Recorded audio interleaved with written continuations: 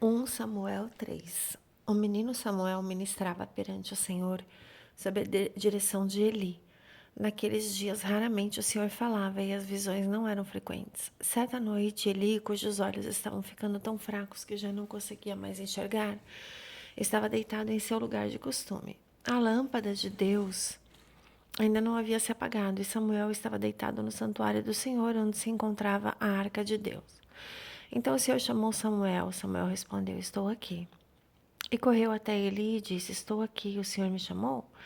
Eli, porém, disse: Não o chamei, volte e deite-se. Então ele foi e se deitou. De novo o Senhor chamou Samuel, e Samuel se levantou e foi até Eli e disse: Estou aqui. O Senhor me chamou? E ele disse: Eli, meu filho, não o chamei, volte e deite-se. Ora, Samuel ainda não conhecia o Senhor, a palavra do Senhor ainda não lhe havia sido revelada. O Senhor chamou Samuel pela terceira vez. Ele se levantou, foi até Eli e disse: Estou aqui, o Senhor me chamou. Então ele percebeu que o Senhor estava chamando o menino. Ele disse: Vá e deite-se.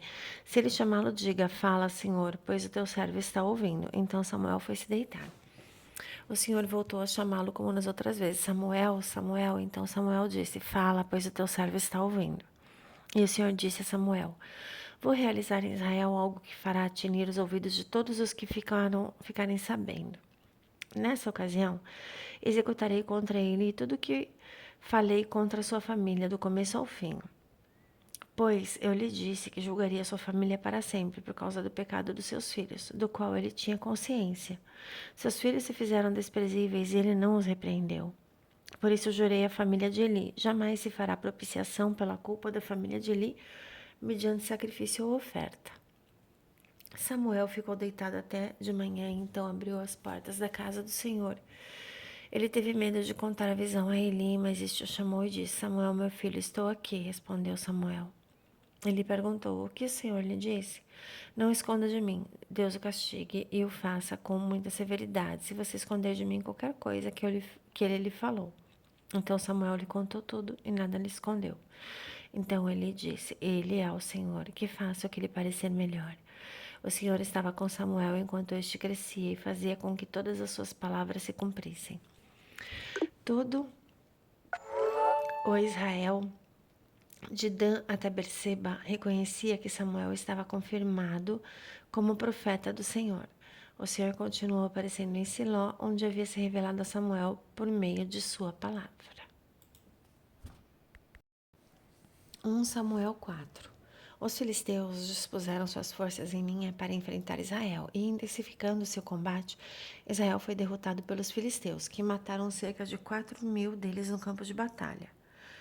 Quando os soldados voltaram ao acampamento, as autoridades de Israel perguntaram: Por que o Senhor deixou que os filisteus nos derrotassem? Vamos a Siló buscar a arca da aliança do Senhor, para que ele vá conosco e nos salve das mãos de nossos inimigos. Então mandaram trazer de Siló a arca da aliança do Senhor dos Exércitos, que tem o seu trono entre os querubins. E os dois filhos de Eli, Hofni e Finéias, acompanharam a arca da aliança de Deus. Quando a arca da aliança do Senhor entrou no acampamento, todos os israelitas gritaram tão alto que o chão estremeceu. Os filisteus, ouvindo os gritos, perguntaram o que significam todos esses gritos no acampamento dos hebreus. Souberam que a arca do Senhor viera para o acampamento. Os filisteus ficaram com medo e disseram: Deuses chegaram ao acampamento. Ai de nós, nunca nos aconteceu uma coisa dessas. Ai de nós, quem nos livrará das mãos desses deuses poderosos? São os deuses que feriram os egípcios com toda espécie de pragas no deserto. Sejam fortes, filisteus, sejam homens, ou vocês se tornarão escravos dos hebreus, assim como eles foram escravos de vocês. Sejam homens e lutem. Então os filisteus lutaram e Israel foi derrotado. Cada homem fugiu para sua tenda. O massacre foi muito grande. Israel perdeu 30.000 homens de infantaria. A arca de Deus foi tomada e os dois filhos de Eli, Hofni e Finéias, morreram. Naquele mesmo dia, um benjamita correu da linha de batalha até Siló com as roupas rasgadas e terra na cabeça. Quando ele chegou, ele estava sentado observando sua cadeira ao lado da estrada, pois seu coração temia pela arca de Deus. O homem entrou na cidade e contou o que havia acontecido e a cidade começou a gritar. Eli ouviu os gritos e perguntou: O que significa esse tumulto? O homem correu para contar tudo a Eli. Ele tinha 98 anos de idade, seus olhos estavam imóveis e ele já não conseguia enxergar. O homem lhe disse: Acabei de chegar da linha de batalha, fugi de lá hoje mesmo. Ele perguntou: O que aconteceu, meu filho? O mensageiro respondeu: Israel fugiu dos filisteus e houve uma grande matança entre os soldados. Também os seus 2 filhos, Hofni e Finéias, estão mortos e a arca de Deus foi tomada. Quando ele mencionou a arca de Deus, ele caiu de cadeira para trás, ao lado do portão, quebrou o pescoço e morreu, pois era velho e pesado. Ele liderou Israel durante 40 anos. Sua nora, a mulher de Finéias, estava grávida e perto de dar à luz. Quando ouviu a notícia de que a arca de Deus havia sido tomada e que seu sogro e seu marido estavam mortos, entrou em trabalho de parto e deu à luz, mas não resistiu às dores do parto. Enquanto morria, as mulheres que a ajudavam disseram: "Não se desespere, você tem um menino." Mas ele não respondeu, nem deu atenção. Ela deu ao menino o nome de Icabode e disse: "A glória se foi de Israel, porque a arca foi tomada e por causa da morte do sogro e do marido." E ainda acrescentou: "A glória se foi de Israel, pois a arca de Deus foi tomada." Glórias a Jesus.